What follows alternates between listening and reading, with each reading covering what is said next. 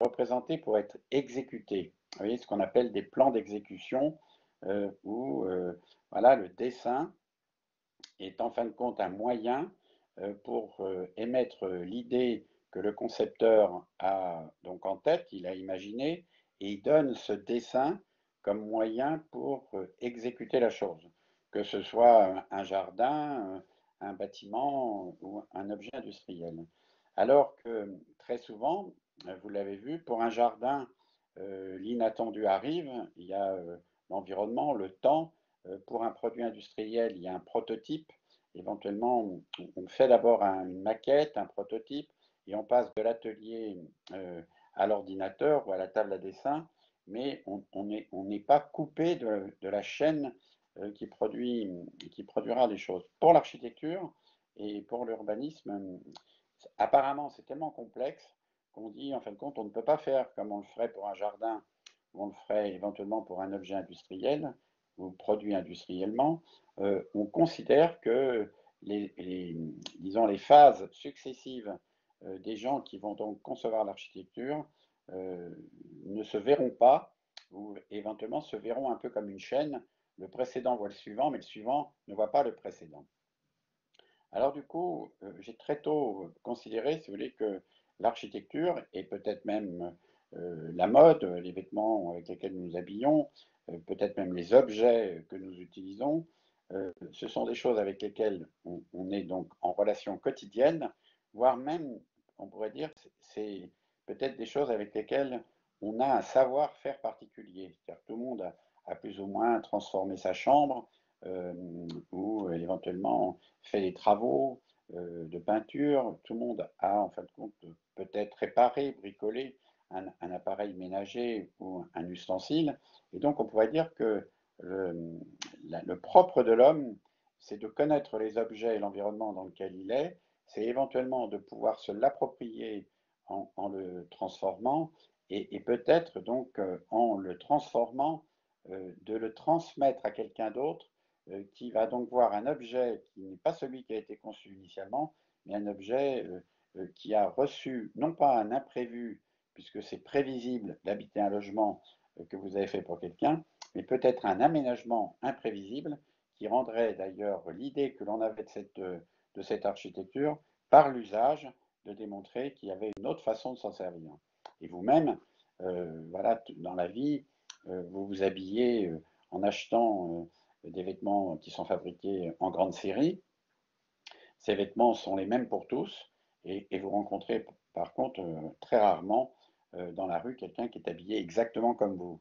C'est-à-dire que vous avez une capacité d'assemblage qui correspond à votre personne, à votre envie, à votre humeur même du jour, au plaisir de plaire, ou éventuellement même au plaisir de composer quelque chose voilà, qui vous met en valeur, dans lequel vous vous sentez très bien. Et donc pour l'architecture, ça se fait aussi, puisqu'on pourrait dire que voilà, on va des fois visiter des appartements, une chambre de bonne ou une chambre d'étudiant, ou éventuellement en voyageant, on prend des photos d'architecture qu'on dit vernaculaire, c'est-à-dire que c'est une architecture qui a été faite par son occupant, ou c'est une architecture qui est contextuelle, qui est totalement rattachée à l'endroit où elle est construite, et on trouve ça normal, et pourtant on continue à produire une architecture inhumaine, les tours de bureau, le logement social, et j'en passe, les équipements même publics. Certains équipements publics sont inhabitables, inappropriables, et éventuellement même ne rendent pas le service que l'on attendrait de cet équipement.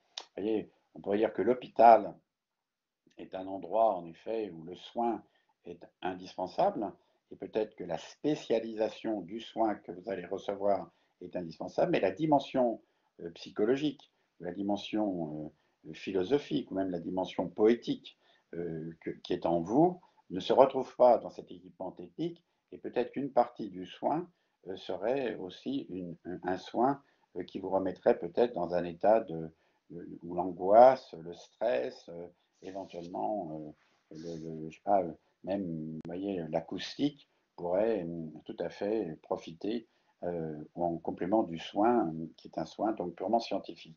Alors, ce qui est assez drôle, si vous voulez, c'est que on pense que tout ça est trop complexe et on ne demande pas l'avis aux gens. On dit, mais c'est impossible, c'est trop complexe, si on demande leur avis, on ne va pas cesser voilà, de changer d'avis, et on ne peut pas produire, donc on ne demande pas l'avis aux gens.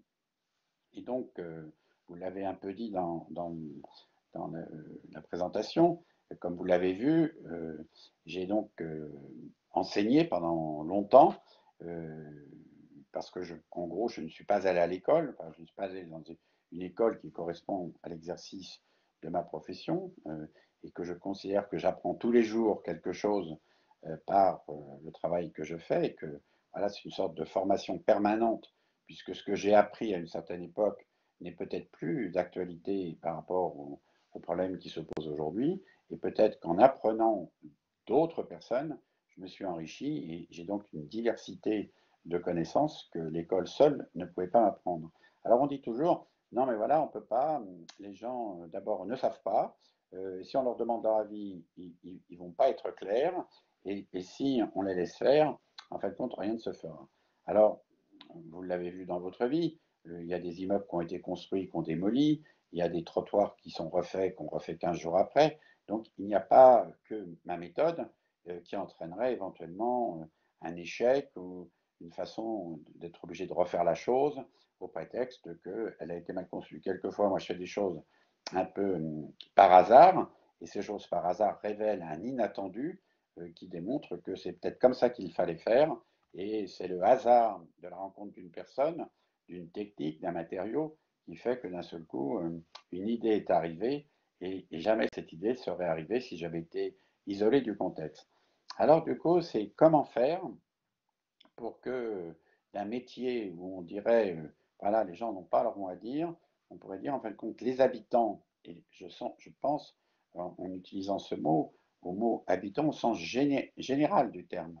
Un maire est un habitant, un ouvrier est un habitant, un vendeur est un habitant, voilà, un enfant est un habitant, et un étranger est un habitant. Donc on pourrait dire au sens général du terme, un habitant devrait pouvoir à un moment donné donc avoir son mot à dire et apporter quelque chose. Alors comment pourrait-on faire pour que ce ne soit pas tous les habitants qui disent à un moment donné quelque chose qui ne pourrait pas être entendu, mais comment on pourrait remettre en place un système, on va dire, de respect de l'autre, ou d'attention portée à l'autre, qui ferait que dans tout acte, chaque habitant euh, raisonnerait en tant qu'habitant et agirait en tant que l'harmonie nécessaire pour habiter ensemble. Et un élu ne devrait pas prendre une décision qui ne serait pas une décision qui, dans lui-même, se reconnaîtrait en tant qu'habitant dans la décision qu'il a prise.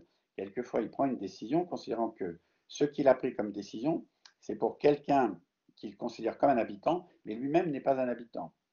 Est-ce qu'un maître d'école pourrait se considérer d'ailleurs comme ayant une grande compétence pour pouvoir corriger l'acoustique de sa classe, et il est habitant de sa classe avec un groupe d'enfants ou d'élèves ou d'étudiants, et d'ailleurs il pourrait débattre de cela, et ça pourrait être un exercice magnifique que, avant de commencer, mettons, au début de l'année scolaire, et je le faisais quand j'enseignais, on mettait tout dehors et on reconstruisait l'espace qui était nécessaire à l'étudiante ou à la rentrée scolaire.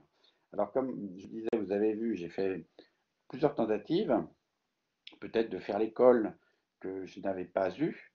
Donc j'ai pensé que d'abord l'école d'art était peut-être l'endroit, euh, comme l'école préparatoire à l'école d'art, l'atelier préparatoire, est peut-être l'endroit pour rencontrer la personne la plus candide. Même vous-même, vous avez fait une présentation donc, qui a été complète de ma personne, mais en même temps, vous êtes très jeune, vous êtes candide. C'est-à-dire que c'est encore une connaissance voilà, que vous avez tirée d'ouvrages qui ont été imprimés à mon égard. Et c'est vrai que si on s'était rencontré de vive voix, j'aurais pu éventuellement m'amuser à vous perturber pour savoir si la rencontre avec moi aujourd'hui, à mon âge, puisque voilà, je vais fêter dans quelques jours mes 77 ans, est-ce que vous pouvez me parler? Est-ce qu'on peut se parler? Est-ce que moi, qui ai eu votre âge, mais vous n'avez pas mon âge, est-ce qu'on peut se parler? Alors du coup, j'ai d'abord tenté de dire, je vais aller dans l'école pour voir si je pourrais faire l'école que je n'ai pas eue. Donc je pensais que l'art, c'était mieux, parce que l'art, n'a pas de fonction voilà, précise, et que peut-être ce savoir général, ce savoir esthétique, cet analphabétisme, on ne pourrait pas dire alphabet, mais disons cette méconnaissance de toute la formation artistique dans l'école primaire et secondaire et au lycée, fait qu'en effet, il y a un retard à rattraper. Mais en même temps, c'est comme si vous aviez une matière vierge. Vous avez, en fin de compte, quelqu'un de jeune, comme vous, qui a un désir et qui n'a pas trop de base. Et donc, peut-être qu'il y avait un moyen de faire quelque chose dans l'école d'art. Alors, je me suis rendu compte que, bon, c'était une expérience intéressante, mais pas suffisante. Et après, donc, j'ai enseigné dans des écoles spécialisées plutôt sur l'architecture intérieure et le design. Et après, euh, comme je trouvais que ce n'était pas satisfaisant, j'ai donc proposé de créer une école en 81 avec Jean Prouvé et Charlotte Perriand, dont le principe de cette école était en fin de compte, c'est une école sans professeur.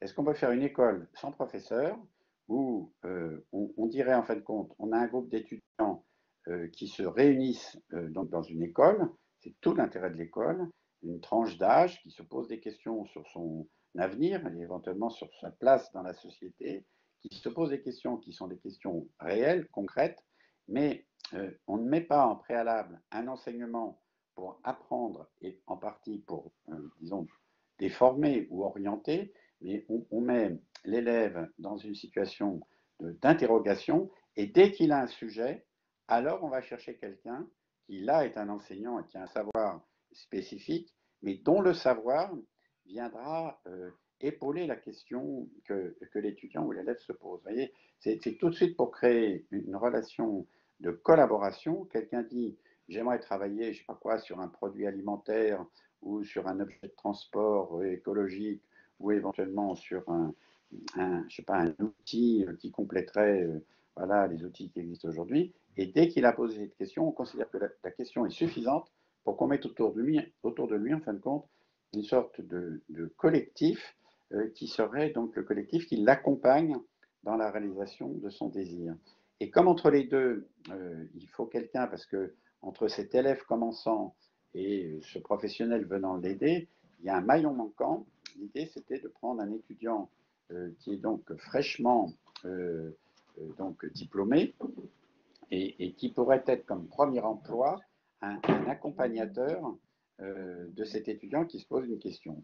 Et donc, c'est ce que j'ai appelé un modérateur. Et ensuite, j'ai fait cette école où on regardait le journal télévisé, et en regardant le journal télévisé, tout étudiant, moi j'étais comme un animateur, on regardait les sujets que donc l'actualité traitait, et on regardait dans les sujets traités, est-ce qu'il y a un objet ou une disposition particulière à prendre.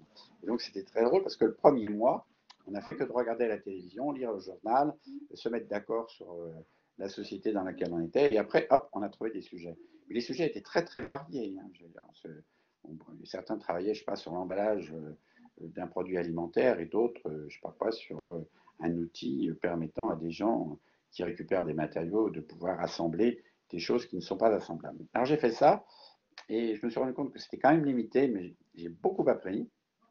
J'ai presque fait là mon école.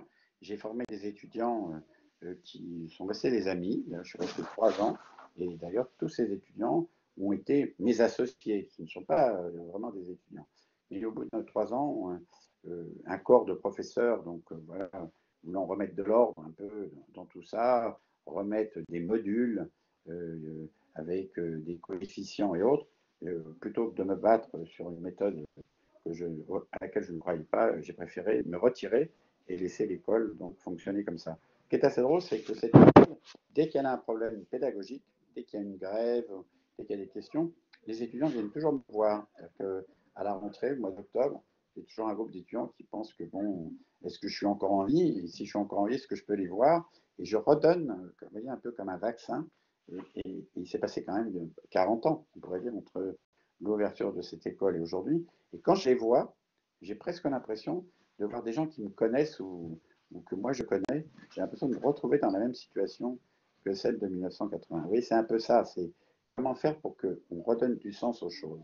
Alors après ça, je me suis dit, mais peut-être que la faille, elle est dans le mode d'organisation de notre société. Peut-être que voilà, le mode de représentation démocratique est un mode de représentation qui permet pas à l'élu d'être proche de ses habitants. Et d'ailleurs, c'est comme ça, puisque vous avez dit que j'avais été conseiller de Jack Lang, abusif.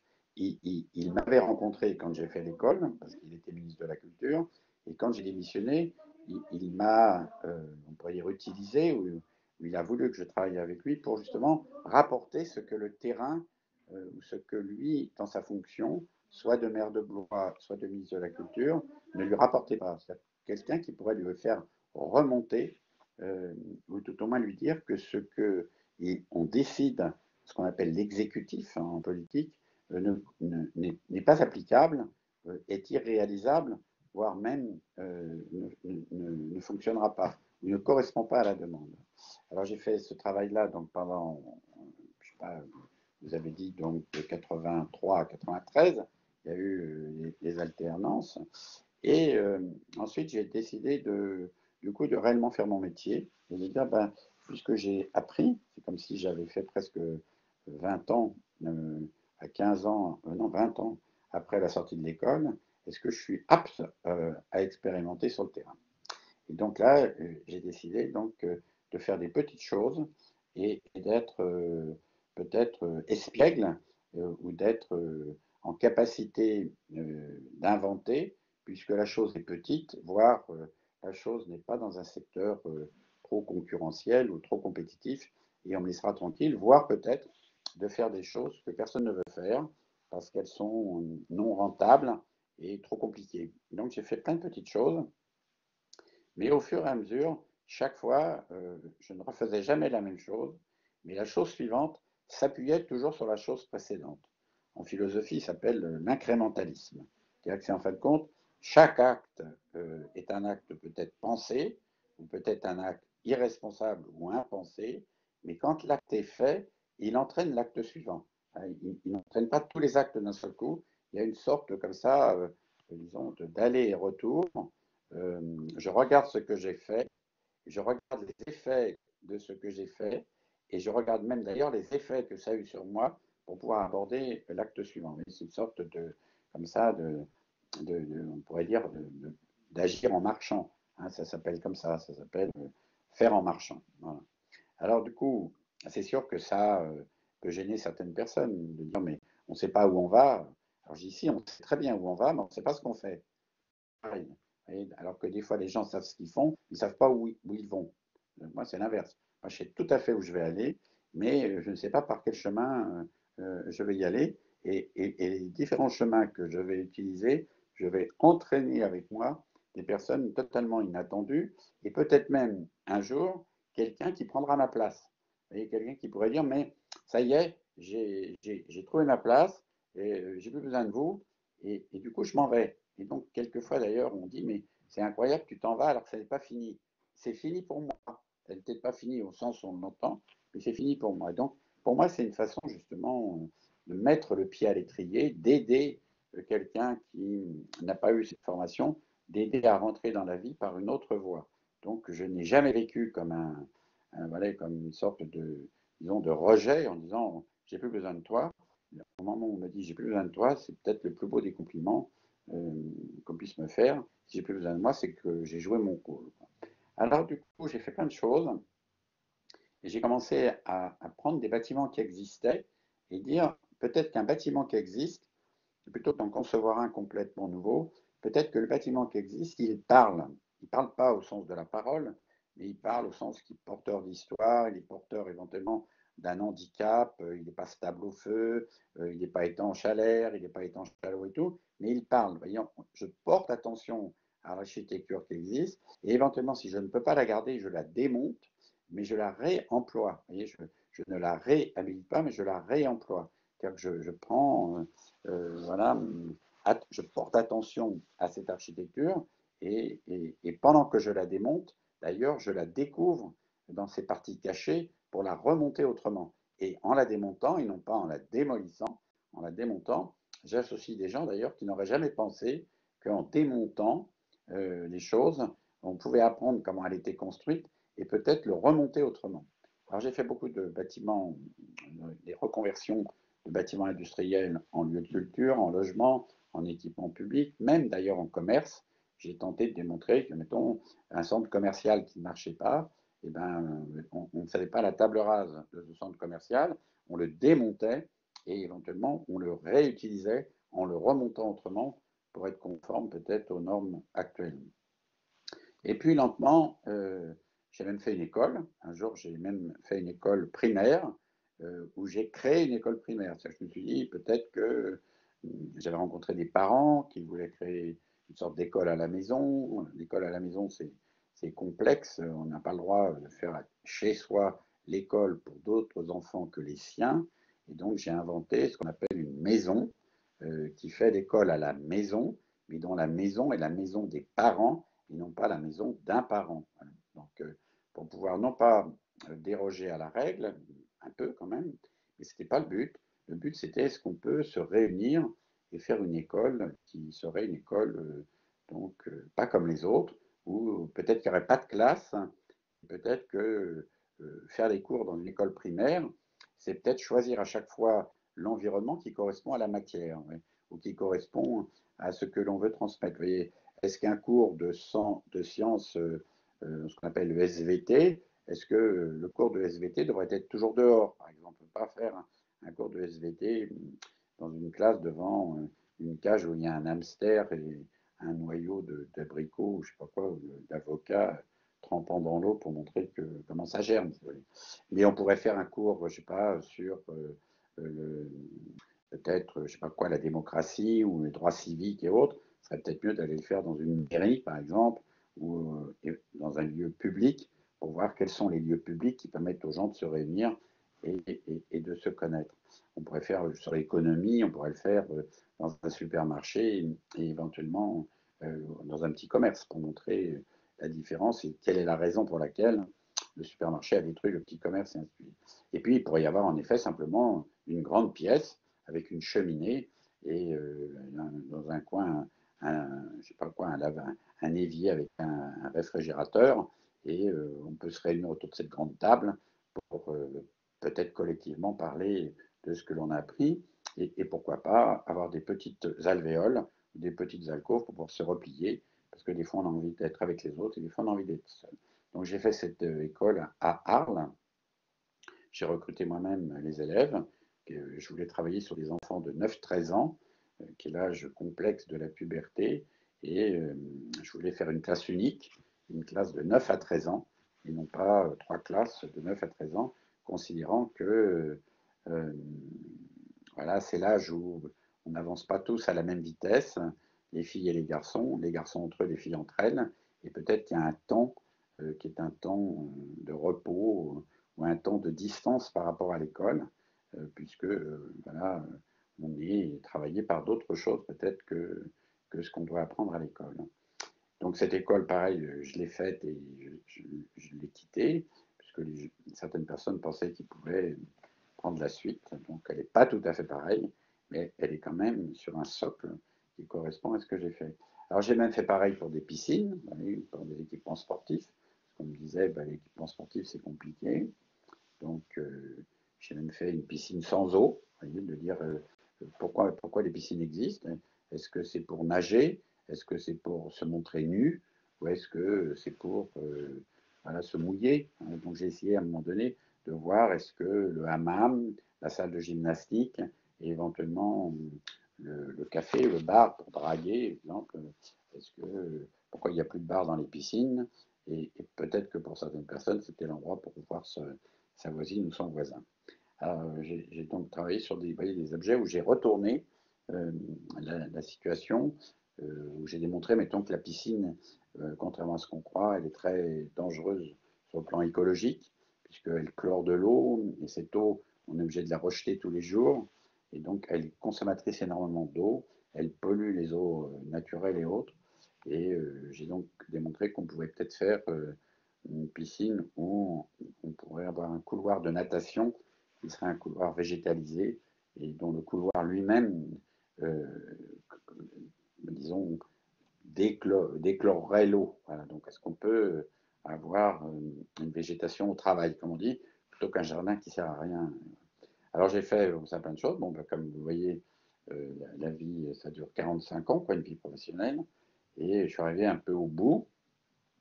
Et comme je voulais pas, voilà, je suis pas radoté encore longtemps, j'ai proposé de faire un passage en mettant un peu tout ce que je viens de vous dire dans une opération qui s'appelle la preuve par 7 et de ne la faire qu'avec des gens jeunes qui sortent de l'école, ce que j'appelle l'élite, ou quelquefois malheureusement c'est l'élite perdue parce qu'elle ne retrouve pas dans son premier emploi ou dans son chômage en sortant de l'école le désir qu'elle avait, et donc de faire une sorte d'école foraine, d'une école sur le terrain.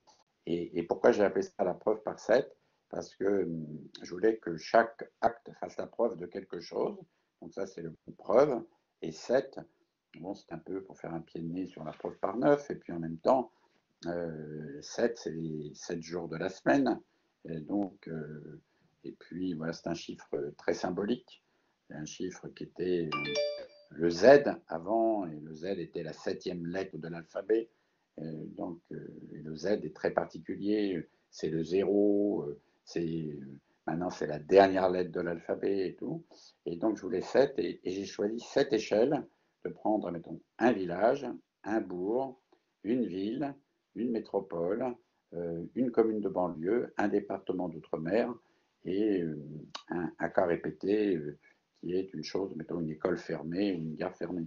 Et de dire, on va voir des maires qui sont face à ce problème de ne pas pouvoir faire, mettons, un logement social dans un village ou de ne pas pouvoir faire, je sais pas quoi, un café associatif dans une banlieue, par exemple, dans un immeuble social, ou de ne pas pouvoir travailler dans mon logement social, alors que je peux travailler dans une maison modeste dans un village. Pourquoi je ne peux pas travailler dans mon logement social? C'est interdit.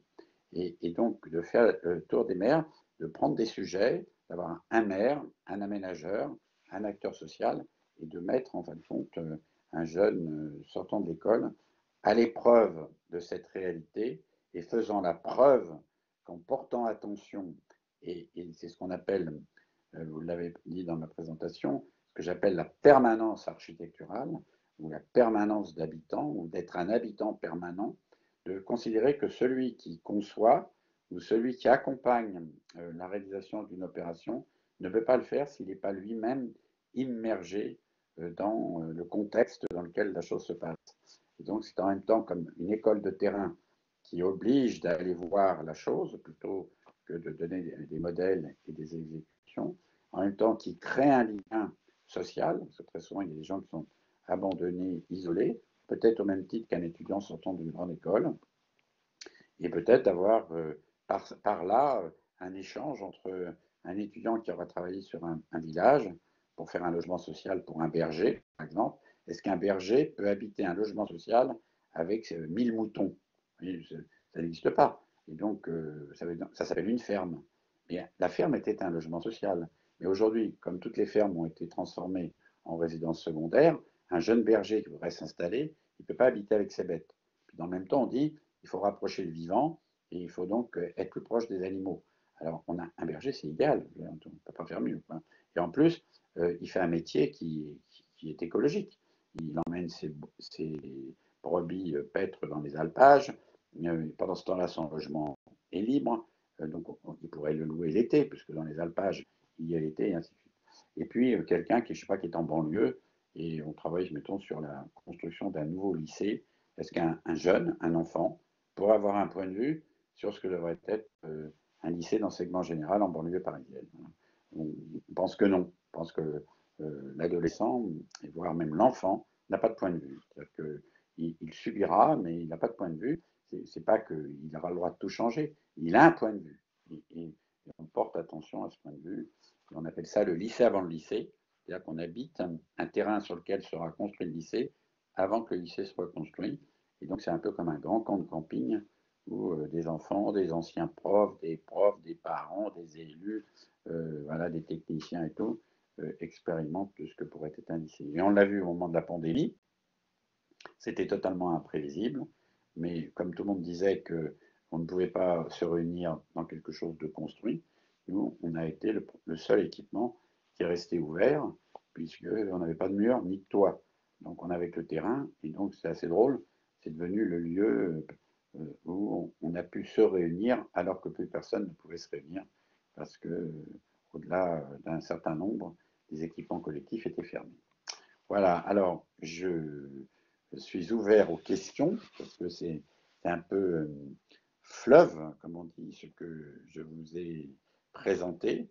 Il n'y a pas de photo. En général, je ne montre pas les choses que je réalise, parce que sinon ça fait un peu colporteur. Il y a la personne qui dirait ah ça, il y a ça, et on voit très vite la forme. Ça n'empêche que, je ne sais pas si Tecla le fera avec vous après, mais de faire comme ça, si vous voulez, quand vous en faites un, bon, on dit bon voilà, c'est inattendu. Deux, tiens, ça ressemble pas au précédent. Trois, il ne sait pas ce qu'il veut. Quatre, c'est n'importe quoi. Et au bout d'une centaine comme ça de réalisations, on voit que ce n'est pas la forme qui domine, mais on voit bien que cette méthode produit une forme inattendue. C'est ce qu'on pourrait appeler un art populaire ou autre. Et l'architecture appartient à l'art populaire. Il y a les monuments, mais il y a une architecture voilà, domestique, comme on dit, qui est pour moi un art populaire.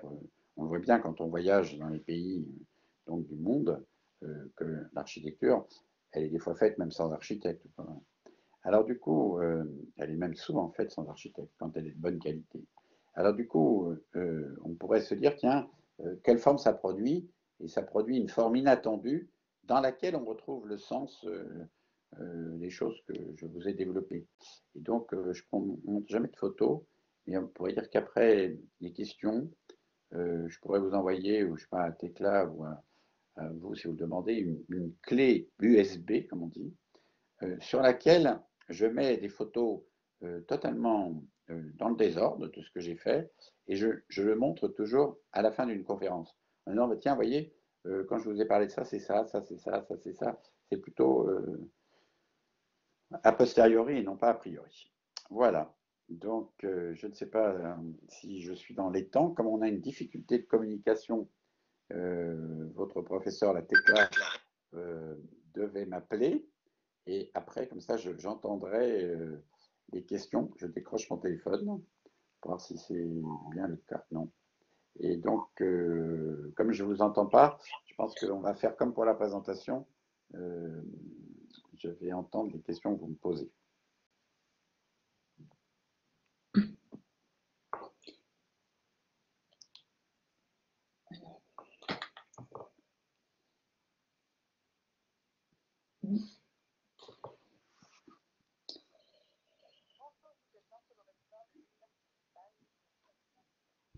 Alors, Allô? Oui, vous m'entendez, Patrick? Oui, très bien, très bien, très bien. Alors, donc j'ai une question de Louisa qui avait allumé son micro. Normalement, si vous l'entendez, vous me dites. Oui, Louisa, on t'écoute. bonjour, vous m'entendez? oui, oui, je vous entends. D'accord. Je voulais vous demander quelles raisons vous ont amené à vouloir réhabiliter les friches industrielles en lieu culturel. Alors, c'est une question. Souvent, on dit, ah, la question est intéressante, et la vôtre est intéressante et simple. Quand j'étais jeune, il y avait beaucoup de lieux industriels qui étaient désaffectés, et il y avait ce qu'on appelait des squats. Il y avait donc des artistes, que ce soit des gens de théâtre, des musiciens, même des menuisiers, d'ailleurs des constructeurs, qui occupaient des lieux inhabités. Et ces lieux manquaient énormément de confort. Il faisait froid, et il n'y avait pas de séparation des espaces entre eux, voire même il y avait une interdiction de les occuper parce qu'ils sont voilà, non conformes à une réglementation modélisée. Et donc, comme c'était des amis, j'ai accompagné ces amis à pouvoir rester dans ces lieux, soit en justifiant que puisqu'il était inoccupé, on pouvait l'occuper, et voir éventuellement qu'on pouvait l'occuper en l'améliorant, en le réparant, en le gardiennant, et peut-être même en le réaffectant à d'autres activités. Et donc, voilà, on pourrait dire que c'est presque par nécessité, et non pas, voyez, par idéologie, que je me suis intéressé à ces lieux. Et ensuite, j'ai discuté quand même avec des tas de jeunes comme moi à l'époque, on avait, je sais pas, 22, 25 ans, pourquoi ils l'utilisaient. Il y avait certaines personnes quand même qui les utilisaient parce qu'ils trouvaient que c'était invraisemblable de les démolir, voire que c'était des lieux dans lesquels leurs parents ou leurs grands-parents avaient travaillé et qu'il n'y avait aucune raison qu'on ne garde pas la trace de ces lieux. Et comme si on gardait les églises et on ne gardait pas les usines. Et donc, sans m'en rendre compte, ou même pareil, par nécessité, on a sauvegardé par ce mouvement des bâtiments industriels qui étaient voués à la démolition et à la casse. Voilà. Et surtout que c'était des lieux modestes. Les très beaux lieux industriels, on les gardait. Ils étaient une exception par rapport à l'ensemble de la production industrielle. Il y avait des lieux, on pourrait dire, ordinaires, banals, euh, qu'on n'allait pas garder. Et comme toujours, si vous voulez, dans la vie, il faut pas tout garder parce qu'on sera encombré, pas tout détruire parce que voilà, on serait négationniste. Mais quand on garde quelque chose, peut-être garder toute la chaîne.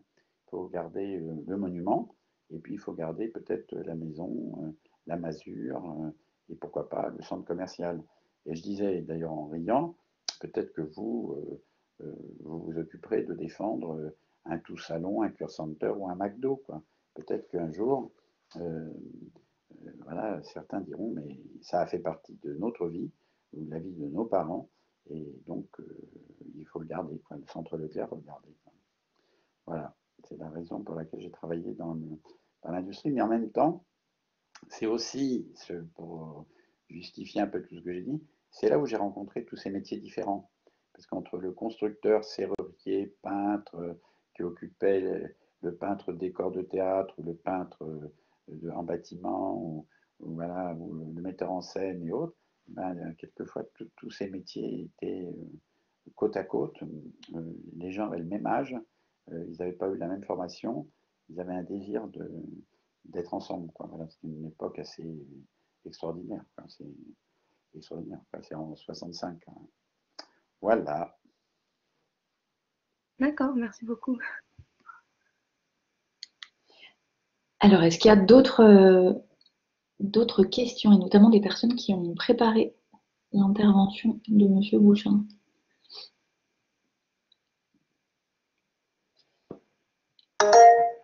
Alors, Marie. Oui, bonjour, je ne sais pas si vous m'entendez. Oui, je vous entends. Oui, bonjour, monsieur. J'ai pas préparé l'introduction, mais je me permets de poser quand même ma question. Vous n'avez pas, à proprement parler, dans votre présentation, mentionné le design, mais je voulais savoir si vous aviez côtoyé le concept, même inconsciemment, dans votre parcours, et quel regard vous portiez, vous, sur une école comme la nôtre, compte tenu de votre expérience. Alors, en effet, comme je n'ai pas fait d'école d'architecture et que j'avais commencé donc une école de design que je n'ai pas finie et qu'ensuite j'ai donc travaillé chez des designers, j'ai considéré quand même que peut-être la vision justement globale euh, que représente le design, que ce soit le design graphique, le design d'environnement, le design d'objets, le design d'espace et ainsi de suite, ce que n'est pas le métier d'architecte, qui est cantonné et nous fait croire que voilà, aucun bâtiment ne peut se faire sans lui.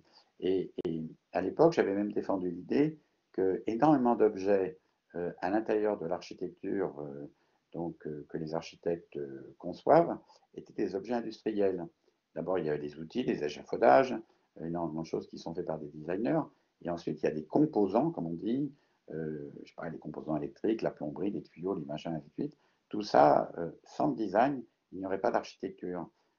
Et que donc, ce sont des assembleurs d'objets qui sont conçus peut-être par des auteurs qui sont des auteurs inconnus, des auteurs qu'on ne connaît plus, qu'on pourrait retrouver. Et donc, c'est la raison pour laquelle je me suis d'abord intéressé au design plutôt qu'à l'architecture. Et après, comme j'avais défendu cette idée que l'architecture contenait des objets industrialisés, c'est cette idée qu'il y avait dans la création de cette école de création industrielle, de dire que même si l'architecture est faite encore à la main, elle n'est pas produite industriellement, mais elle est composée d'éléments industriels, il y a peut-être là un travail à faire. Et donc, on pourrait dire que pour répondre directement à votre question, je suis un designer. Voilà. Et après, alors on m'a collé tous les trucs. J'ai été un designer constructeur. Après, j'étais un designer scénographe. Après, j'étais un designer graphique parce que j'ai fait beaucoup de communication et autres. Et puis, un jour, on a dit, bah, peut-être qu'il est designer industriel pour l'architecture industrielle. Quand j'ai commencé à travailler pour les usines, vous voyez, c'est très drôle. Donc, en effet, on pourrait dire que le mot qui devrait envelopper le tout, c'est le mot design. C'est le métier que vous allez faire, mais c'est sa diversité. Et peut-être que cette diversité empêche que ce soit une corporation. Voyez, alors que les architectes, c'est une corporation qui empêche toute expérimentation. Donc vous avez bien fait de choisir cette voie. Merci beaucoup.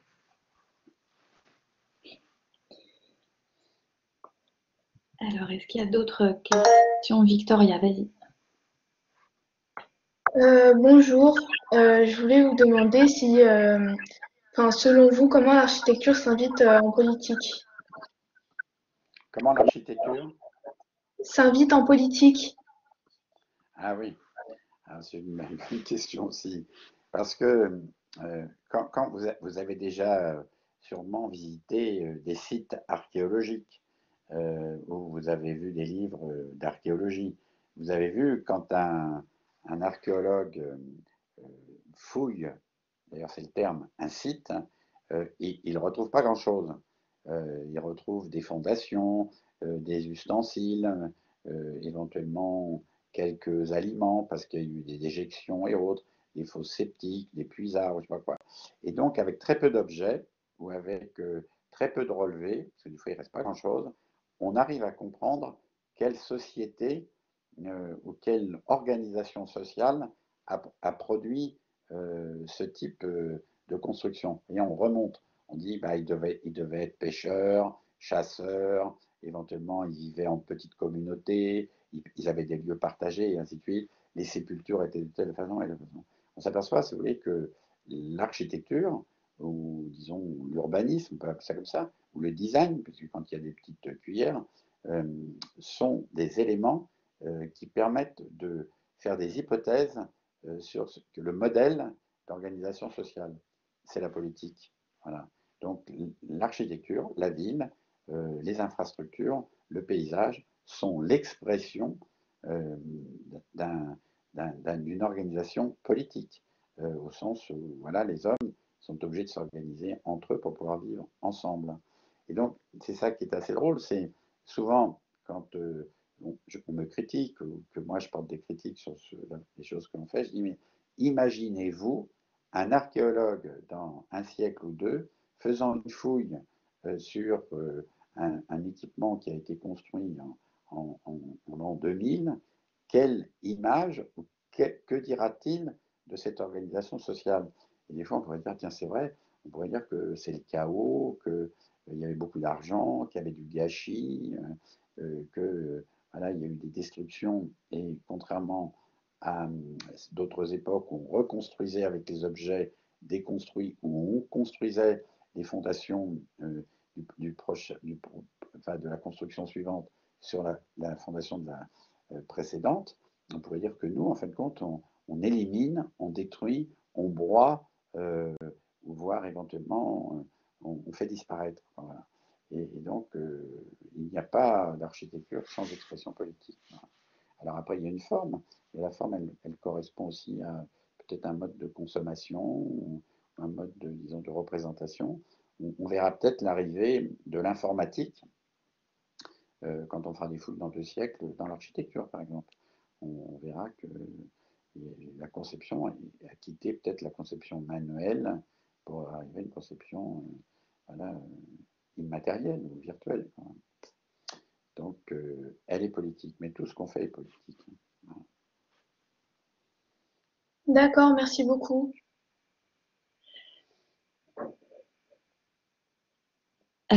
Est-ce qu'il y a d'autres questions, d'autres élèves de Strat Lyon ou Strat Paris? Alors, le temps qu'il y ait d'autres questions qui émergent, moi j'en ai une concernant le nouveau plan de rénovation urbaine et les liens avec le Grand Paris et toute cette question autour de la réhabilitation plutôt que la démolition-reconstruction.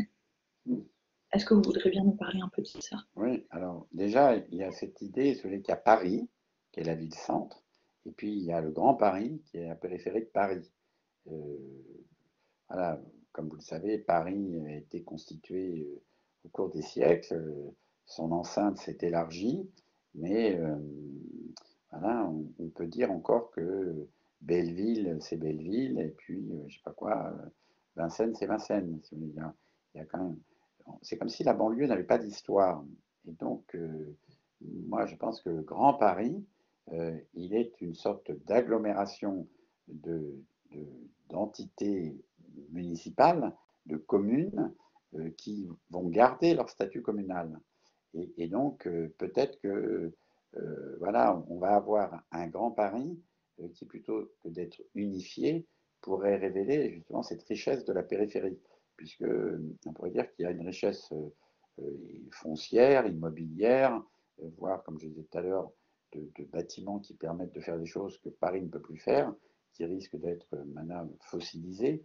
Et donc, il y a dans le Grand Paris des choses totalement inattendues. Il y a d'abord des espaces non construits, des espaces verts. Il y a peut-être une vision des infrastructures naturelles plus grande et tout. Et c'est la raison pour laquelle, dans la preuve par 7, j'ai fait non pas une banlieue, mais deux banlieues.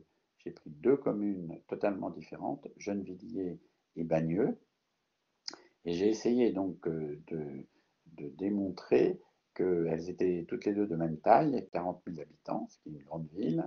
Elles ont toutes les deux euh, des, des modes, disons, d'habitation différents. Il y en a une qui est plus pavillonnaire que l'autre, une qui est plus industrielle que l'autre. Gennevilliers a le port de Gennevilliers, qui est le port qui alimente tout Paris, hein, donc surtout pour les matériaux de construction, donc pour le Grand Paris. On pourrait dire que le port de Gennevilliers est fondamental et tout. Et il y a 40 000 emplois, mettons, il y a 40 000 habitants et 40 000 emplois à Gennevilliers. Il y a autant d'habitants que d'emplois. Alors, 10% des emplois qui habitent Gennevilliers. Oui. Et donc, du coup, euh, pour les questions que vous posez sur la vision urbaine ou la vision même écologique, voyez, elle n'est pas du tout pareille. Donc, on voudrait en faire une école et on fait donc pour les journées du patrimoine au mois de septembre une grande marche entre les lycéens et les jeunes de Gennevilliers avec les lycéens de Bagneux. Et on va prendre une péniche à Gennevilliers, on va s'arrêter à Rueil-Malmaison, on va camper à une centaine sur un terrain désaffecté, de sport désaffecté à Rueil-Malmaison. On va faire une sorte de veillée pour parler du Grand Paris et de ce que l'on pourrait faire justement en se réunissant plus souvent.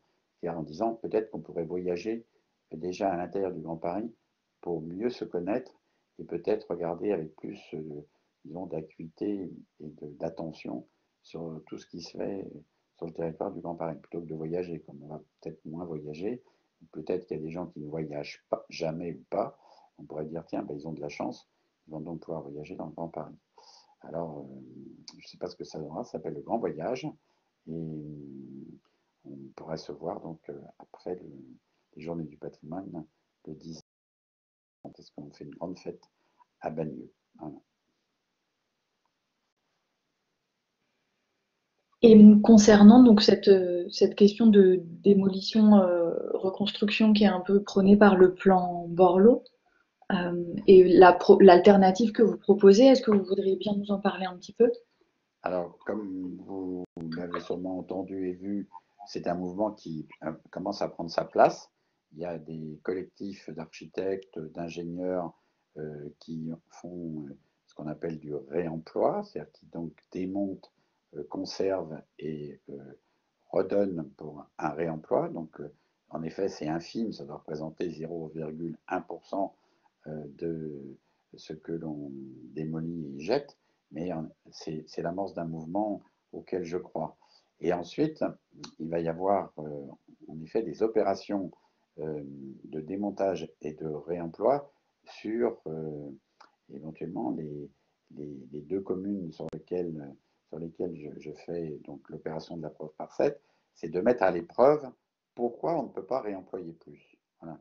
pourquoi on dit réemployer, ça coûte plus cher que de consommer de la matière neuve. Alors c'est sûr que si on prend un bilan comptable instanté, ça coûte plus cher. Mais si on prend un bilan comptable sur quelques années, et éventuellement sur une décennie ou sur un siècle, ça coûte 10 fois moins cher, puisque bientôt on manquera de matière, ou la matière que l'on jette va nécessiter de telles décharges qui vont coûter très cher. Donc si on ramène au coût global, le réemploi est moins cher.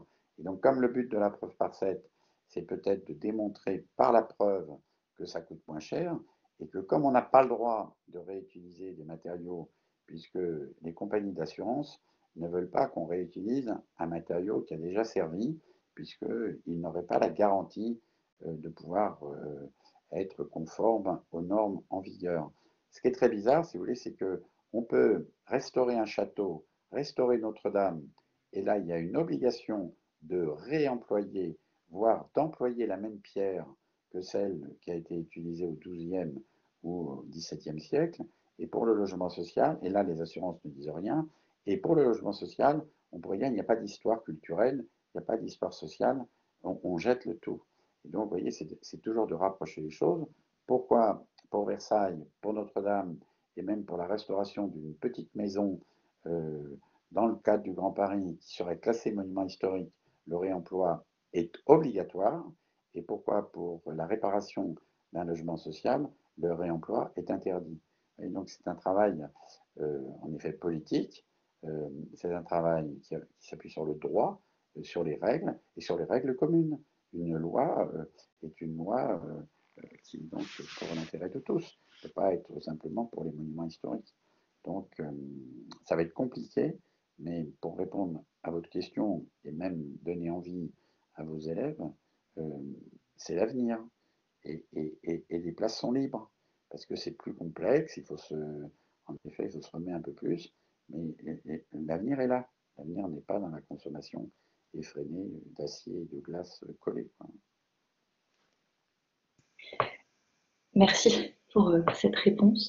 Et d'ailleurs, c'est Antoine Aubinet de Vélastock qui a ouvert le cycle de conférence et effectivement, il nous a parlé de réemploi. Alors, je travaille avec Antoine, bien sûr, et avec toute l'équipe de Vélastock, puisqu'ils ont été mes étudiants. Après, ils ont créé cette association. Ensuite, ils sont installés dans une école d'architecture. Ils ont fait des petits et on fait donc des opérations ensemble. Là, on fait d'ailleurs les universités d'été de la preuve par 7 sur le site d'Antoine, donc à Évry, au mois de juillet. Et est-ce qu'il y a d'autres questions et peut-être des questions un peu plus... Mustapha Ader. Bonjour. Vous m'entendez bien? Oui. Enfin, est-ce que Patrick... Sinon, oui. J'ai entendu. Ah non, j'entends pas là. Est-ce que, Mustapha, si vous voulez poser votre question soit dans le chat, soit directement, allez. Allô, et comme ça vous m'entendez bien? Oui. Donc, je suis Mustapha, donc je suis ingénieur en bâtiment, actuellement étudiant en MSc Stratégie and Design for Anthropocene Strategy. Ma question, est-ce que votre approche s'inscrit dans la redirection écologique? Une deuxième question, est-ce que ma démarche s'inscrit dans quoi? La redirection écologique. Oui. Mais, ma deuxième question, donc une deuxième question s'il vous plaît. Est-ce que j'ai bien compris? Tekla, vous pouvez me la répéter? Alors donc là, est-ce que votre démarche s'inscrit dans une perspective écologique? Oui. Ça c'est la première question. Et la seconde?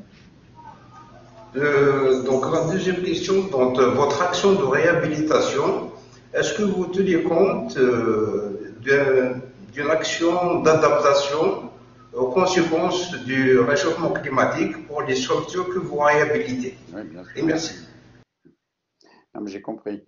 Non, mais déjà, il faut considérer que l'écologie, elle n'est pas que environnementale, elle n'est pas que technique, puisque si on dit que voilà, jusqu'à maintenant, on a mal fait les choses et que sur le plan écologique, il faut changer les choses, déjà c'est suspect parce que ça pourrait donc dire qu'on a la solution. On n'a pas vraiment la solution encore, et donc on ne peut pas dire que changer en détruisant ce qu'on a mal fait pour le remplacer par d'autres choses qu'on va mieux faire, peut-être que dans 20 ans ou 30 ans, on s'apercevra que ce mieux faire n'était pas aussi bien que ce que l'on disait. Donc moi, ma démarche s'inscrit complètement dans une démarche écologique dont on peut considérer qu'il y a donc l'environnemental, tout ce que je viens de dire, mais il y a le social, c'est-à-dire qu'il n'y aura pas de changement écologique, où il n'y aura pas d'effets sur le réchauffement climatique s'il n'y a pas donc un changement comportemental. Et ce changement comportemental, il faut qu'il passe par une expérimentation. On ne peut pas enseigner ce que devrait être une autre écologie. Il faut la pratiquer. Admettons le réemploi. Est-ce qu'il faut mieux réemployer un matériau qui n'est pas parfaitement écologique, mais plutôt que de le jeter, on lui donne une deuxième vie. Il n'était pas parfait, mais on lui donne une deuxième vie plutôt que de le jeter, et en le jetant, on pollue. Donc on pourrait dire qu'il faut qu'on passe par une phase de changement comportemental. C'est le changement culturel. Donc il faut avoir des chantiers expérimentaux, il faut avoir des chantiers écoles, et il faut se coller à cette réalité. C'est quoi, admettons, d'avoir des sols perméables? Il ne suffit pas de le dire, si vous voulez. Il faut en effet voir qu'est-ce que ça produit un sol perméable. Et est-ce que les sols aujourd'hui perméables, si on les rend les sols imperméables, si on les rend perméables, en décollant ce qu'on a fait, où on va les jeter, tous ces matériaux qui ont rendu les sols imperméables. Vous voyez, donc ça, c'est la deuxième chose, c'est comportemental. Et la troisième, elle est économique. Parce qu'on n'arrête pas de dire que l'écologie, c'est l'emploi d'avenir, mais l'emploi d'avenir, ce n'est pas simplement la personne qui va vendre des panneaux solaires ou qui va les acheter en Chine et les poser en France, et qui éventuellement ne sait même pas dans 10 ans, quand le panneau sera mort, qu'est-ce qu'on en fera pour le retraiter, et on le jettera donc dans des fosses où on enfouira les panneaux solaires. Donc il y a une dimension, la première, elle est environnementale, la deuxième, elle est culturelle, on peut dire, et elle est donc comportementale, elle est culturelle, et la troisième, elle est économique. Quel est cet emploi, quel est ce travail nouveau que l'on devra faire pour justement éventuellement poser un panneau solaire, peut-être pas d'ailleurs, et surtout pas poser un panneau solaire fabriqué en Chine, parce qu'on ne peut pas dire que le panneau solaire est bien et que le transport de ce panneau solaire est bon pour l'environnement. Voyez. Donc il faut réunir les trois, l'économie, le social et l'environnemental. Ça s'appelle les trois écologies. Il faut lire le petit livre de Félix Guattari qui a maintenant 30 ans ou 35 ans et qui explique bien ce genre de choses. Il faut passer à l'acte. Voilà, il faut le réaliser. Et il faut d'ailleurs nous-mêmes, au niveau des conforts, commencer à réfléchir sur nos différents conforts. Quand je parlais tout à l'heure du lycée sur lequel on travaille à Bagneux, on commence à se poser des questions. Doit-on chauffer de manière identique tous les locaux d'un lycée? Et ensuite, est-ce qu'on peut, en effet, tenir des activités dehors? Oui, il y a énormément d'emplois dehors. Tous les ouvriers du bâtiment sont toujours dehors. Tous les commerçants forains sont toujours dehors. Et tous les agriculteurs sont dehors. Donc, il faut arrêter de dire que le confort, c'est le confort de la tour avec la climatisation et la fenêtre qui n'ouvre pas. Donc, vous voyez, en effet, ce n'est qu'écologique. Enfin, c'est politique. Et aujourd'hui, pour être en accord politique sur la situation dans laquelle nous nous trouvons, on ne peut être qu'écologique. Voilà, c'est pas écologiste, on ne peut être qu'écologique. On ne peut pas faire autrement. On va droit dans le mur sinon. Merci. Est-ce qu'il y a d'autres... J'ai vu une autre main se lever. Je l'ai rêvé. Je n'ai pas assez de connexion pour vous poser ma question à voix haute, je vous la pose donc dans le chat. Vous plaidiez... Alors, le message a disparu. Vous plaidiez pour un urbanisme démocratique. Ne l'est-il pas aujourd'hui? Point d'interrogation. Eh ben, en effet, je pense qu'on n'a peut-être pas encore produit, ça énerve les gens, comme je le dis, on n'a peut-être pas encore produit, on est dans un système de représentation démocratique, on est dans un système, on pourrait dire, de laïcité et de la République laïque, si vous voulez, mais on n'a peut-être pas, mais on est encore dans un système assez autoritaire, assez réglementaire, assez déresponsabilisé, ou tout au moins comme on ne veut pas prendre de responsabilité au sens qu'on apparaîtrait comme autoritaire, on fait faire au règlement ce qu'on n'ose pas faire au niveau individuel. On fait faire au règlement, en fin de compte, l'application de l'autorité. Et donc, je pense qu'on n'a pas encore produit une architecture d'expression démocratique. Et d'ailleurs, vous pouvez poser la question à vos amis et autres de vous citer 5 architectures qu'ils aiment. Il y en aura une religieuse, une aristocratique, une républicaine, et il y aura éventuellement 2 architectures, on pourrait dire, qui sont encore des architectures vernaculaires, qui ont été produites par des systèmes sociaux où voilà, les savoirs étaient diffus, où l'organisation était archaïque, comme on dit aujourd'hui.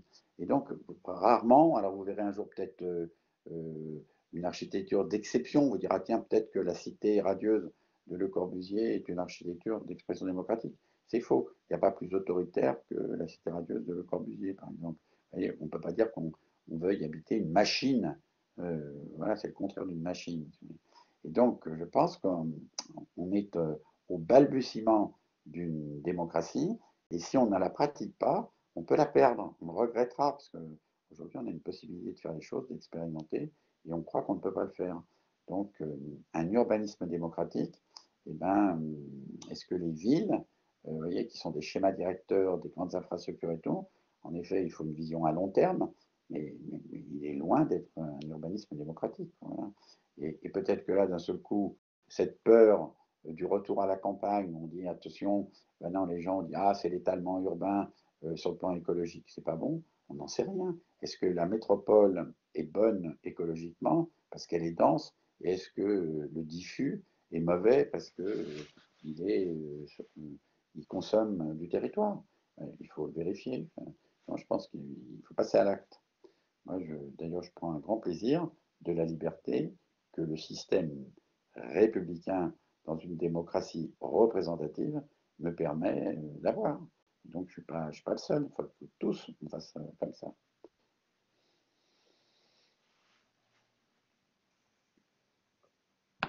Quentin, est-ce que tu veux compléter, aller plus loin? Merci pour votre réponse, répond Quentin. Bon, bah, écoutez, je vois que déjà sur l'aperçu vidéo, j'ai bonne mine. Alors, je ne sais pas si c'est vrai. Il y a marqué que vous avez bonne mine, vous pouvez y aller. Est-ce qu'il y a d'autres questions qui ne concernent pas nécessairement la bonne mine de M. Bouchin? Est-ce qu'il y a d'autres...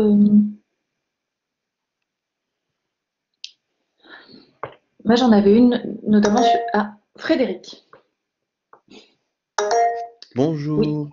Je voulais vous demander, concernant justement ces espaces intermédiaires, les périurbains, si vous aviez quelques réflexions concernant les dispositions de l'éclairage, notamment qui, vous savez, sur le plan environnemental, ont un effet assez catastrophique en créant des barrières, notamment sur les insectes, des choses comme ça.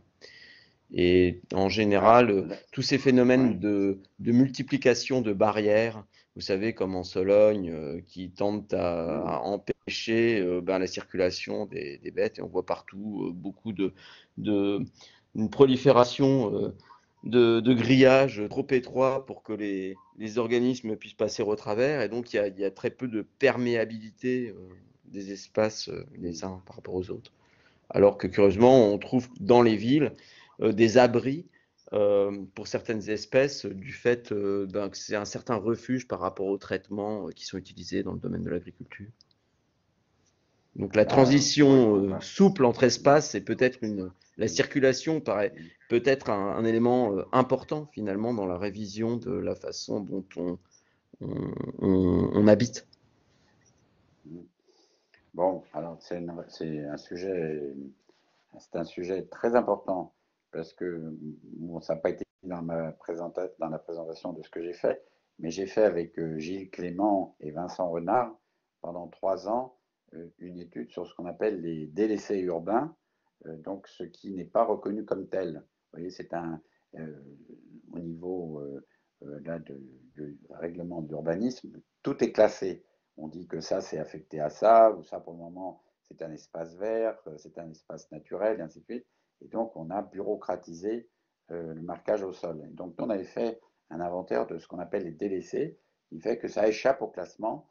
Et peut-être que ces délaissés sont en effet un marcotage, ou on peut appeler ça des archipels, ou éventuellement, on pourrait dire que des couloirs qui permettent à la biodiversité de s'installer à l'abri, mais y compris d'ailleurs à la biodiversité sociale. On pourrait dire que ce sont des lieux qui n'ont pas de classement et qui donc peuvent recevoir des activités, on pourrait dire illicites, où la ville n'est pas faite pour. Mettons, la ville n'est pas faite pour des lieux pour l'amour, éventuellement la drogue, ou éventuellement, je ne sais pas quoi, voilà, la collecte euh,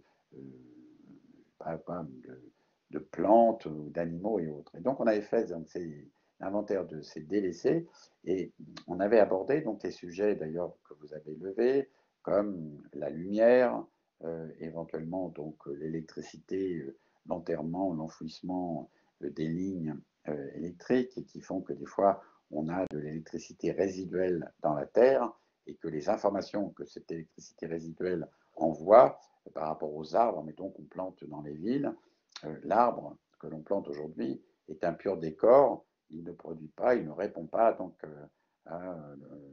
disons, à ce qu'il pourrait faire avec sa forme naturelle. Il est un élément en pot, mais il ne règle en rien, ni pour produire une végétation de sous-sol qu'on ne voit pas, les racines, ni des animaux de sous-sol, les vers, des insectes et ainsi de suite. Et donc on avait travaillé justement sur la lumière et on avait démontré que c'était terrible parce que si on veut faire des économies, il faudrait moins éclairer. Si on veut créer ces couloirs, il faudrait moins cloisonner. Si on veut avoir un sous-sol qui alimente encore les éléments naturels et végétaux, il faudrait donc moins enterrer les choses, alors qu'il y a des gens voyez, qui demandent l'enterrement des lignes électriques. Exemple, mettons les éoliennes, c'est terrible. L'électricité produite par l'éolienne est enterrée dans des champs, et si un jour les éoliennes ne marchent plus, on démontera les éoliennes, mais on ne déterrera jamais ce qui est enterré dans les champs. Donc on aura des câbles avec peut-être des produits très polluants qui seront enterrés sous des terres agricoles et autres. Alors du coup, en effet, la question que vous posez, elle mériterait d'avoir une vision globale. Et donc ça renvoie aussi à l'autre question, est-ce que c'est écologique? Tout ça, c'est écologique. Et la lumière, par exemple, on est compte qu'aujourd'hui, avec les LED, on consomme moins d'énergie qu'avant, mais on éclaire plus. Vous voyez, avec certaines voitures, on consomme moins, mais on fait des voitures plus grosses. Donc, d'un côté, il y a des gens qui voilà, mettent des trous dans le tonneau qui fuit, et puis de l'autre côté, il y a d'autres qui font d'autres trous. Vous voyez, c'est toujours cette vision globale qui devrait permettre, en effet, que les voitures, l'asphalte, l'éclairage, les grillages, l'enterrement, tout ça, ça devrait être débattu dans les règles harmonieuses de l'urbanisme, alors que vous ne verrez jamais aucune référence à ce que je viens de dire. Et pour l'éclairage, on a vu qu'on avait donc des plantes qui devenaient schizophrènes. Et vous l'avez vu vous-même. Vous avez des marronniers qui fleurissent en automne et qui perdent leurs feuilles en juin. C'est-à-dire que c'est comme si elles avaient deux floraisons, enfin certaines plantes ont deux floraisons, parce qu'elles ne comprennent pas pourquoi il y a autant de lumière l'hiver que l'été, par exemple. Et donc tout ça, ça n'est pas enseigné. Tout ça, ça n'est pas enseigné dans une école primaire, dans une maternelle. On ferait mieux d'aller sur le terrain, comme je disais tout à l'heure, pour un cours de sciences et techniques de la vie, pour expliquer ce que c'est qu'un réseau enterré, un courant résiduel et une lumière qui empêche à une araignée de dormir. Voilà, donc, ou de chasser la nuit, puisqu'elle chasse la nuit, si elle a la lumière, elle ne le fait pas. Voilà. Mais vous Voilà, parliez donc d'autoritarisme tout à c'est l'heure, à et vous. justement, c'est comme s'il n'y avait Vous êtes aucune jeune, autorité. Pardon, vous vous posez des questions, vous me les posez, et vous pardonnez-moi. vous posez des questions, et c'est exactement ce que je disais tout à l'heure par rapport à l'école. Vous devez vous les poser et les révéler et en faire votre métier. J'y travaille. Merci. Frédéric, Oui. il y a, vous avez tenté de dire quelque chose, mais en fait, on a un Ah, petit pardon. problème de son. Je vous laisse répéter Je- si vous le souhaitez. Alors, je le redis, c'est que je disais, je vous parliez tout à l'heure d'autorité, d'abus d'autorité par les lois, et là, justement, ça paraît être un domaine où ça paraît impossible de donner des éléments de, comment dire, enfin, élémentaires, si on veut dire, sur le soin qu'il faut apporter dans la façon dont on aménage le territoire. Et quelle instance pourrait se charger de ça? Comment, enfin, en pratique, comment faire? Alors déjà, comme vous le savez, on n'arrête pas de parler d'économie. Alors d'un seul coup, on ne peut rien faire. Il y a le Covid, on peut tout faire. Et on s'aperçoit qu'on a mis de l'argent alors qu'on le réclamait depuis très longtemps. Il y a des changements, mettons, comme je sais pas, sur les écoles ou les classes, depuis le temps que les pédagogues réclament des petits groupes de 15. Et là, aujourd'hui, c'est la pandémie qui autoriserait peut-être les groupes de 15, et ainsi de suite. Donc, quelquefois, malheureusement, il faut un accident, il faut une nécessité pour que nécessité fait loi, comme on dit. Voilà. Donc c'est à vous de vous saisir à chaque fois qu'il y a un événement qui montre que ce qui était prévu, ce qui est écrit et dysfonctionne, il faut sauter sur l'occasion tout de suite. Pour ça, il faut avoir une lecture critique de la réalité et du réel et se saisir de l'occasion et par nécessité, vous ferez changer les choses. C'est un peu, vous voyez, ces mouvements qui sont en effet excessifs, ils ont quand même gagné. Moi, j'ai défendu, mettons, la ZAD, euh, si en effet c'est un combat sans fin, mais qui dit aujourd'hui que, vous vous rendez compte, grâce à eux, on n'a pas construit l'aéroport de Nantes, grâce à eux, et non pas à cause d'eux, on n'a pas construit un aéroport qui aurait été déficitaire, voire même qui aurait été construit alors qu'il n'aurait pas servi, puisqu'entre-temps, le TGV est plus rapide que d'aller à l'aéroport, prendre l'avion et d'atterrir à Notre-Dame-des-Landes. Donc il faut révéler ce genre de choses. Alors, moi, bon, je le fais à mon niveau, il faut qu'on s'y mette à plusieurs. Les zadistes de Notre-Dame-des-Landes ont démontré des choses. La préfète, qui était préfète à l'époque, Nicole Klein, a changé de point de vue et elle est capable maintenant de m'expliquer pourquoi c'était nécessaire qu'elle garde ces jeunes sur le territoire et qu'aujourd'hui, ils vont peut-être inventer une agriculture qui n'est pas enseignée dans les lycées agricoles. Ben voilà, c'est un long chemin, mais il faut se saisir de tout. Et donc, et y compris la lecture du règlement, de dire ben, le règlement, il a été fait à une époque, il est caduc et éventuellement il est contraire à un autre règlement comme celui, je sais pas quoi, du Grenelle de l'environnement ou je sais pas quel, la COP 21 ou je sais pas quoi, vous voyez. C'est pour ça qu'il faut être très agile, très à l'écoute de tout, mais dans son métier. Vous voyez, il ne faut pas faire ça comme une conversation au coin du bar, là, je sais pas quoi, le café au comptoir, pardon. Et il faut tout le temps se servir à son métier. Mon métier, ce que je sais faire, ce que j'ai envie de faire, c'est ça. Dans ça, ça c'est incohérent. Et donc, je retourne la situation. Moi, je prends pour ne pas savoir la joie que me procure chaque question.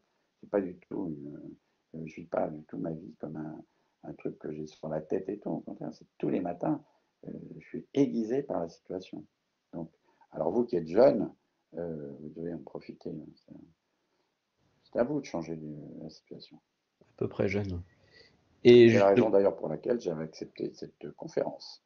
Parce que vous parler me paraît un passage. Je ne peux pas le faire à votre place et vous ne pouvez pas le faire sans que je vous raconte comment j'ai fait. Et c'est à vous de le faire. je vous remercie. Et j'ai un tout petit rebondissement sur, vous parliez des centrales justement éoliennes, là, des fermes éoliennes, Peut-être là, enfin, je ne vous entends plus. pardon. Ah si. Vous parliez des fermes éoliennes, enfin des éoliennes, des installations éoliennes. Et alors justement, dans mon secteur, moi je suis en Bretagne, vers la baie de Saint-Brieuc, là. et ils en installent une géante où on voit justement qu'il y a une artificialisation extraordinaire des terres, en fait, qu'on peut pas, qu'on n'attend pas a priori. Et enfin, pour contester ça, c'est pas du tout évident. Pourtant, elle est contestée depuis des années et des années. Et enfin, une lutte fort difficile. Oui, mais regardez, moi j'ai fait un équipement à Calais et à Dunkerque, les premières éoliennes, elles sont tombées. Parce que vous savez, les premières éoliennes, on ne les faisait pas tourner tout le temps. Elles redémarraient avec les vents ou je sais pas quoi. Et donc, du coup, quand il y avait un coup de vent pour la remettre en route, en général, elles déséquilibraient, elles tombaient. J'ai fait la façade donc d'un équipement culturel en posant des pales d'éoliennes qui étaient en polyester, vous vous rendez compte, dans un matériau vraiment non écologique, et qui étaient tombés et qu'on a remplacé par d'autres. Et ben voilà, c'est un symbole de l'absurdité de l'époque dans laquelle on est. C'est sur le pignon donc du Chanel à Calais. Au début, tout le monde me disait mais pourquoi tu as mis ça sur la façade et tout? Et parce que on doit vivre avec nos erreurs. Et donc voilà, même ça, c'est pas grand chose. Mais j'ai vu les enfants et tout qui se posent des questions, les mêmes que les vôtres. Voilà. Et donc, eh ben, vous ne gagnerez pas toujours, mais comme vous ne gagnerez pas toujours, il faut mener plusieurs combats, parce que vous en gagnerez un, et vous oublierez ceux que vous avez perdus. Mais à force de croiser ceux que l'on gagne séparément, ça fait un mouvement. Voilà. Ouais, le réemploi, mettons, ça fait 30 ans que je réemploie les matériaux dans des bâtiments que je construis, et qui sont des bâtiments avec de l'argent public. Oui. Et donc, on ne m'a jamais interdit parce que je me suis défendu comme je vous l'ai expliqué tout à l'heure. J'ai introduit, mettons, une clause dans les marchés publics qui est une clause de qualité sociale. Comment, avec de l'argent public, on peut acheter un travail qui met une petite entreprise en liquidation et des ouvriers au chômage? C'est absurde. On ne peut pas dire que c'est harmonieux, c'est pas possible. Non, mais il ne faut jamais lâcher. Mais vous ne gagnerez pas toujours, ça c'est sûr. Mais là, écoutez, moi, c'est pas que je vais souhaiter la pandémie, mais vous rentrez dans une période de grande turbulence et elle n'est pas finie. Il n'y a pas que la pandémie du Covid. Il va y avoir un enchaînement de choses, des pannes et un drame économique même, dans lequel vous devez être. Hein. Et Moi, je pense que vous avez de la chance. c'est une expérience intéressante. Et on a une question de Mustapha qui dit une fois. Alors, en fait, ça prenait plutôt la suite de la question précédente. Et donc, la question est une fois réhabilitées, quel statut pour ces structures deviennent-elles des communs ou sont-elles sujettes à une forme de gouvernance? Alors, bon, j'ai fait une grande expérience à Marseille en prenant la friche de la Belle de Mai, qui était donc un grand squat par plusieurs voilà, collectifs d'artistes, mais qui était trop grand. Voilà. Et la ville de Marseille n'osait pas les chasser pour pas voilà, avoir une image d'une ville de droite qui chasse des artistes voilà, de gauche, comme on dit. Voilà. Alors du coup, ils sont venus me chercher pour que je les défende.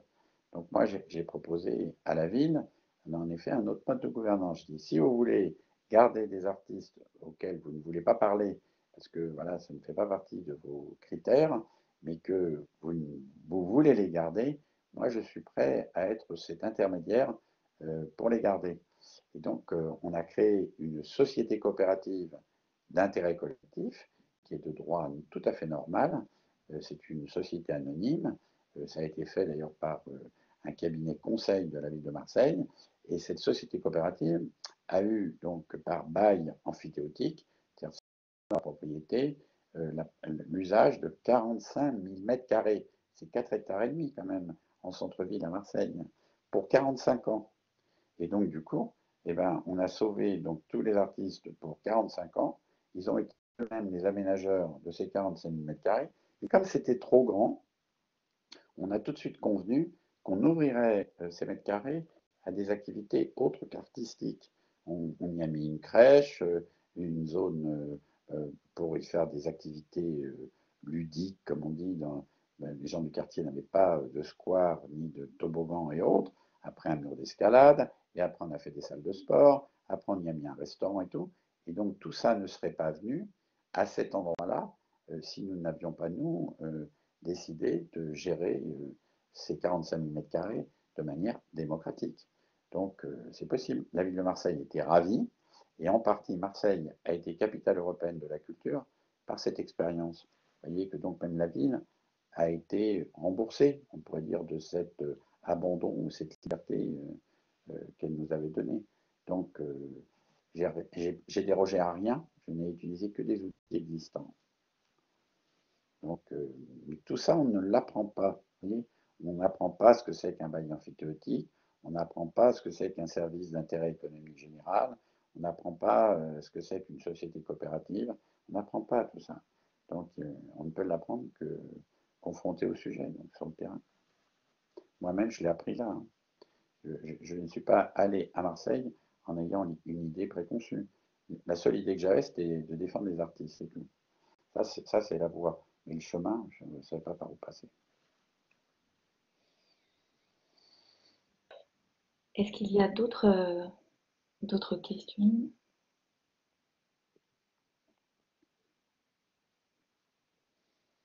Bon, bah c'est bon. Je vais boire un coup. Avant cela, Moustapha a encore une autre question si vous le permettez. Dans cette belle initiative de réhabilitation, vous agissez par votre propre initiative ou à la demande des collectivités, associations, etc. C'est les deux.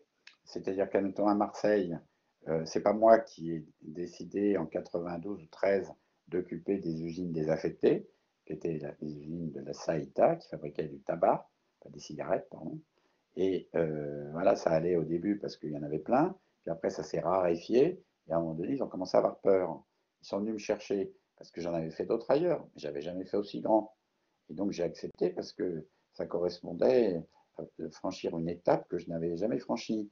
Est-ce que je peux prendre aussi grand, avec autant de collectifs d'artistes? Alors là, bah, c'était des collectifs d'artistes ou des artistes individuels, et donc ce sont des habitants, ce sont des Marseillais.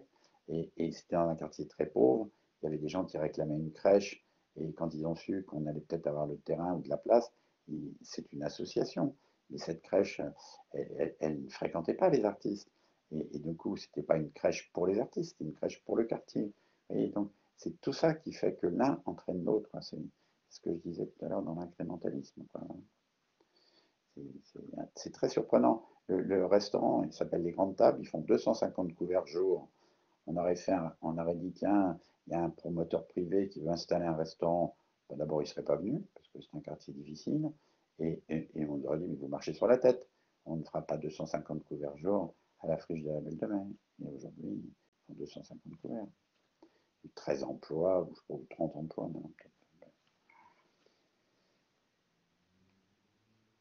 Non, écoutez, vraiment le vœu, c'est soyez curieux, modeste, courageux et attentif, quoi, voilà. Et attentif à tout. Voilà. Et attaquer, quoi. Allez-y. Alors, est-ce qu'on finit là-dessus? Oui. S'il n'y a pas d'autres questions. Eh bien, écoutez, je vous souhaite longue vie. Voilà. Merci beaucoup. Bonne soirée. Merci, bonne soirée et à bientôt. À bientôt.